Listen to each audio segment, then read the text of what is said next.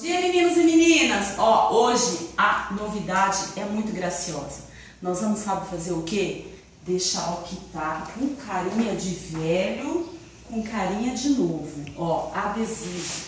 É uma novidade muito bacana, que renova geladeira, que renova fogão, que renova freezer, móveis, até parede. Você dá uma cara nova em questão de segundos. E hoje eu tô aqui com uma equipe bacana, rápida e eficiente. Nós vamos fazer isso, ó.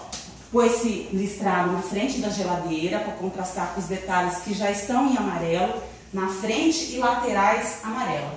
Então é isso, meninos e meninas. Daqui a pouco eu mostro o final para vocês. Um super beijo.